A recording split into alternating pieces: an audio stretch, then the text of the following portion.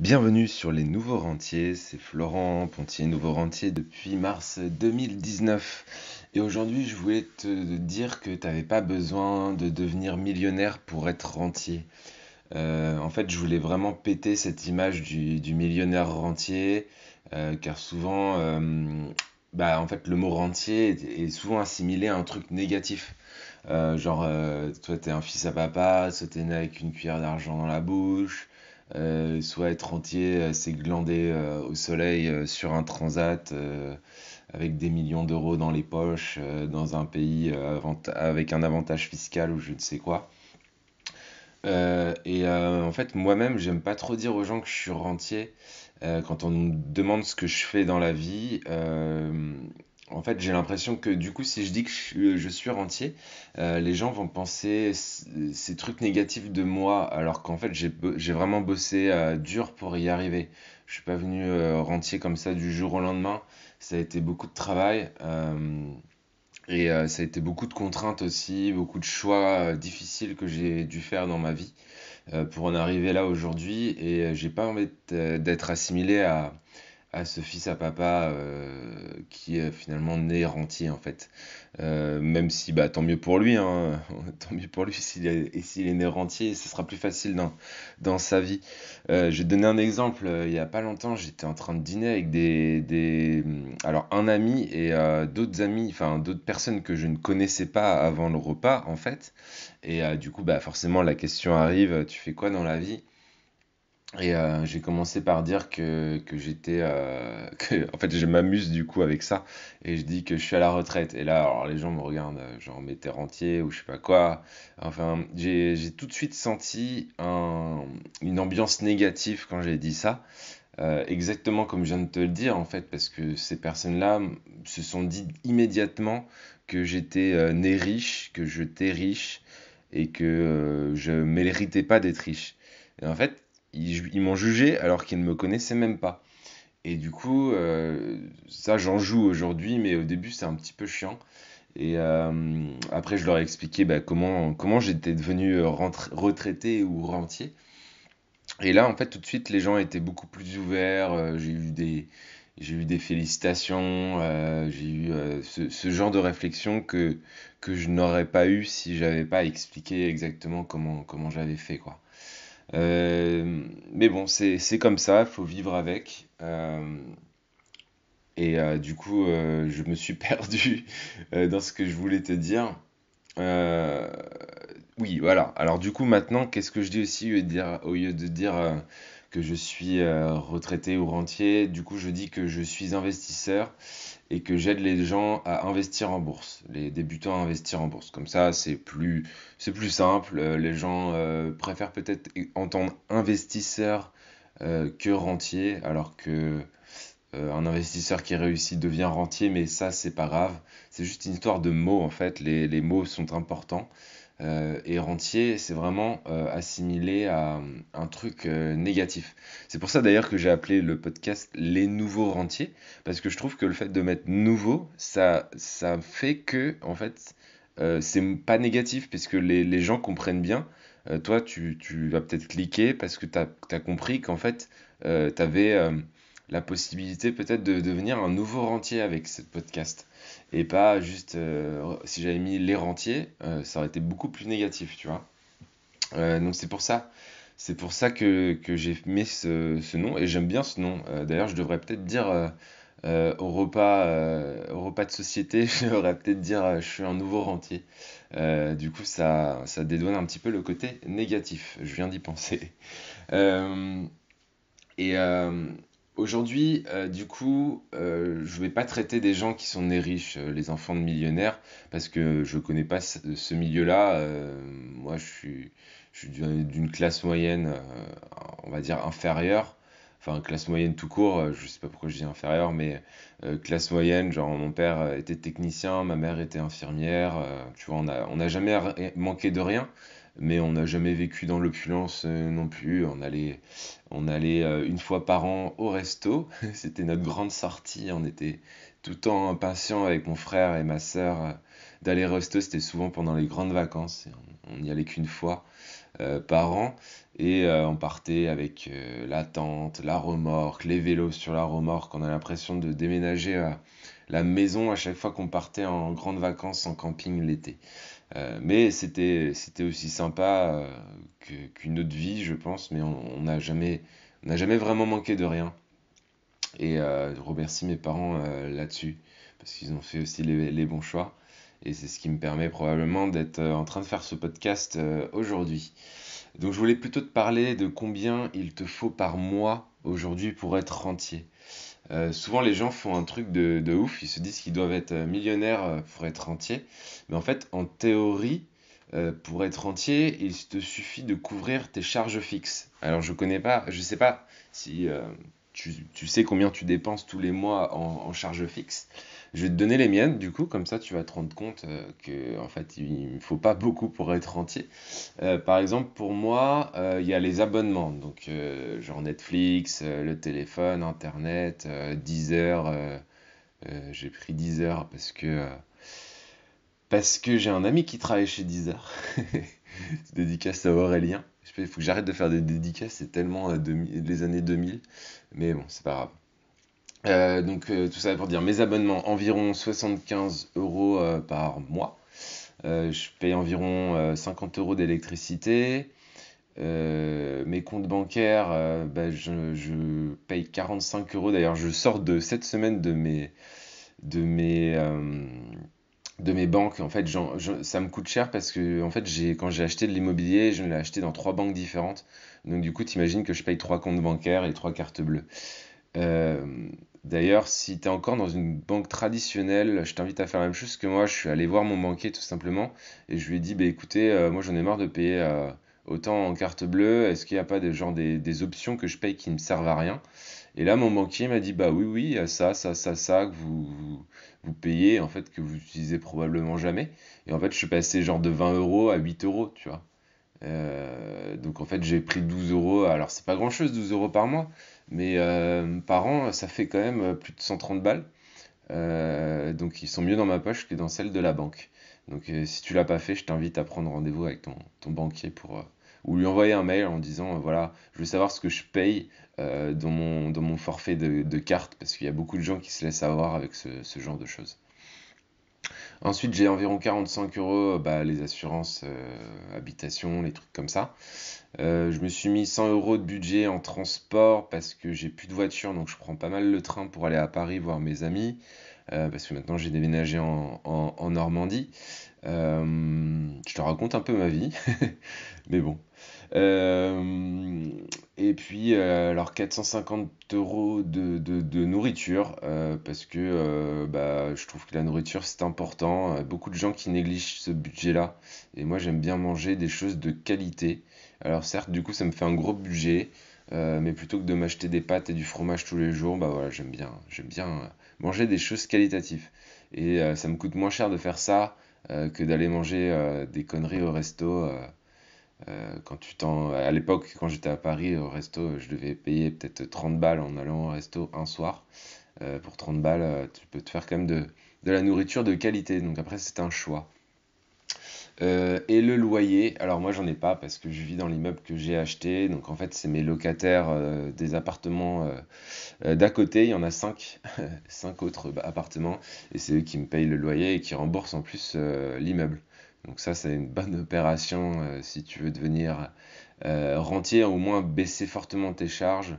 Une des opérations, ça peut être transformer ta résidence principale en apportant par exemple, je sais pas moi, une petite dépendance à côté. Tu sais, ça me fait penser, j'avais fait un Airbnb comme ça à Toulouse à l'époque où en fait c'était un monsieur très sympa qui avait sa maison et en fait il avait construit une sorte de dépendance dans son jardin qui était une sorte de grand studio individuel et en fait il faisait du Airbnb là-dedans. Et je suis sûr qu'il remboursait sa maison grâce au Airbnb, tu vois. Donc il y a toujours des moyens en fait de baisser ton crédit si tu en as un, de baisser le montant que tu vas rembourser tous les mois. En faisant des petites astuces comme ça, tu peux fortement réduire tes charges théoriques, quoi, on va dire. Voilà, donc j'ai fait le calcul avant parce que je suis un peu nul en calcul mental. En tout cas, il faut que je me concentre pour être bon. Et donc ça fait environ 720 euros par mois. Donc ça veut dire quoi? Ça veut dire que si j'arrive à générer 720 euros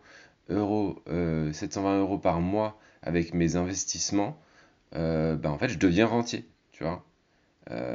Alors après, ça fera pas rêver les gens de gagner 700 euros par mois, euh, mais en fait, on s'en fout. C'est déjà un premier pas, tu vois, vers ta liberté financière et devenir rentier. En fait, si tu arrives à générer tes charges fixes par mois, et alors je parle même pas de quelqu'un qui est peut-être un petit peu plus jeune, moi j'ai 33 ans aujourd'hui, mais peut-être que quelqu'un qui a 20 ans ou 25 ans, lui il s'en fout, et s'il arrive à générer 700 euros par mois, il part en Asie et il en vit, tu vois.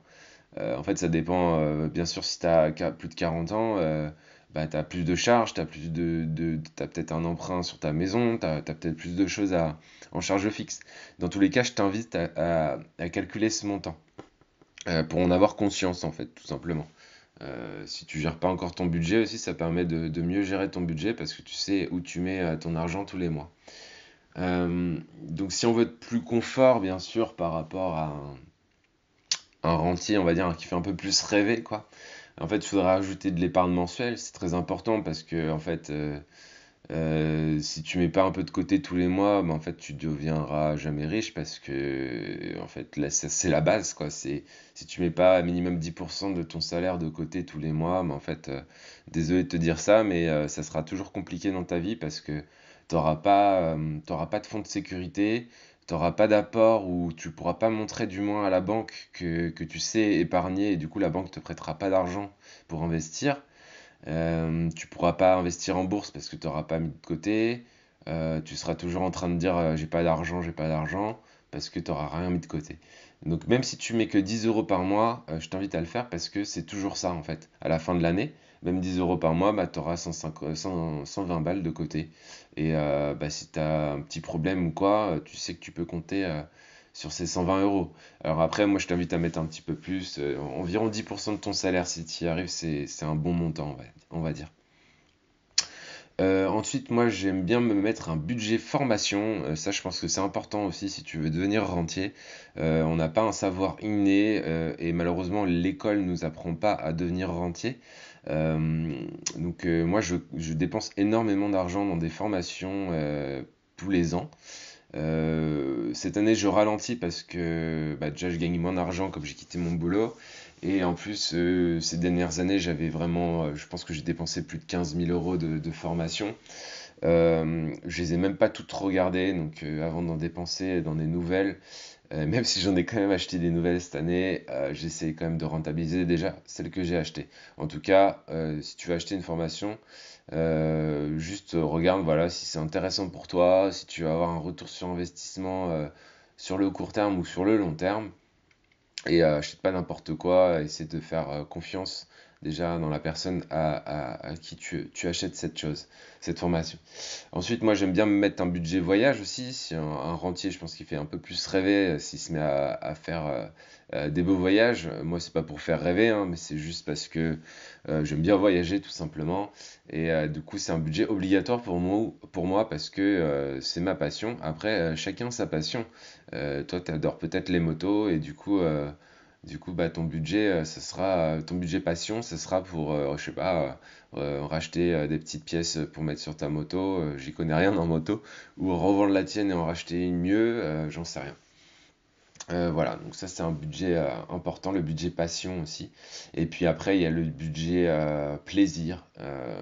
Donc le budget plaisir, c'est quoi? C'est restaurant, les sorties, les activités, le théâtre, aller chez Disneyland, faire plaisir à tes enfants si tu en as, à ta famille, pouvoir acheter des cadeaux à Noël, ce genre de choses, quoi.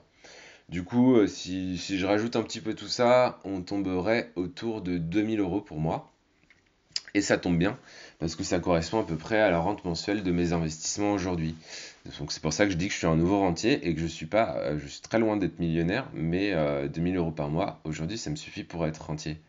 Donc voilà. Après, j'ai de plus grandes ambitions dans la vie, euh, mais je me considère déjà rentier avec cette somme et j'en suis tout à fait satisfait. Même si les investissements, c'est pas linéaire, donc c'est-à-dire qu'il y a des mois où je vais gagner beaucoup plus que ça, et il y a des mois où je vais gagner beaucoup moins que ça.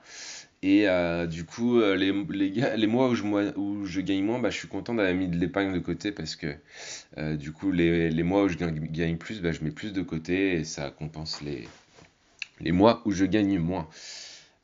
Pour le côté millionnaire, bah, en fait, je m'en fous un petit peu. Je pense que ça viendra tout seul si je me mets à travailler un petit peu tous les jours vers cet objectif qui est pas de devenir millionnaire, mais voilà, d'être un petit peu plus confortable. Moi, j'ai un objectif d'arriver à 10 000 € par mois. Donc, on verra à la fin de l'année si j'y suis arrivé. Et je te tiendrai bien sûr au courant de toutes mes évolutions à ce niveau-là. Si j'arrive à passer de 2000 à 10 000, tu seras le premier au courant. Pas le premier, parce que comme tu sais, il y a le petit club privé qui reçoit mes mails bien à l'avance, une semaine à l'avance de ce podcast. Donc, d'ailleurs, si tu veux en faire partie, il y a le lien dans la description de ce podcast pour rejoindre le club des nouveaux rentiers et recevoir un mail tous les jours avec des conseils pour devenir rentier.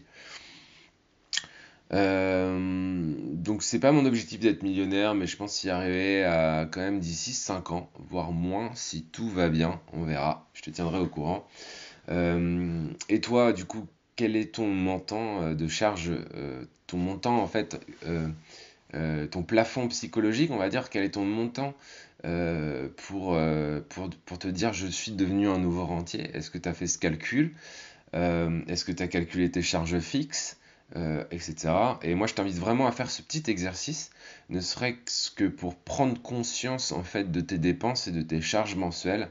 Car si tu dépenses plus que ce que tu gagnes, tu ne deviendras jamais riche de ta vie. Et ça, c'est la base. C'est simple et c'est basique. Dédicace à Orelsan. Il faut que j'arrête vraiment de faire des dédicaces. Euh, L'impression d'être sur Skyrock. Enfin bref. Donc voilà, t'as compris le principe. Essaye de faire ce petit exercice si tu l'as pas encore fait. Moi, je te dis pas à demain parce qu'on est vendredi et du coup, je fais pas de podcast le samedi et le dimanche. Du coup, je te dis plutôt à lundi. Si t'as aimé ce podcast, ben, donne-moi une petite étoile sur iTunes ou un petit commentaire. Ça va. Alors, plus qu'une petite étoile, si tu peux en mettre 5, c'est cool aussi. Et n'hésite pas aussi à partager ce podcast autour de toi, à parler des nouveaux rentiers autour de toi. L'idée autour de ce podcast aussi, c'est vraiment de créer une communauté de gens qui veulent devenir des nouveaux rentiers et qu'on y arrive tous ensemble. Alors moi, je suis un petit peu en avance, j'ai pris un petit peu d'avance, désolé, je le suis déjà. Mais en tout cas, l'objectif, c'est de t'amener vraiment à le devenir aussi. Donc voilà. Et bah écoute, je te souhaite un bon week-end si tu écoutes ce podcast le jour où il sort vendredi. Et sinon, bah, je te souhaite une bonne journée. Et puis, du coup, je te dis à lundi si tout va bien. Allez, ciao.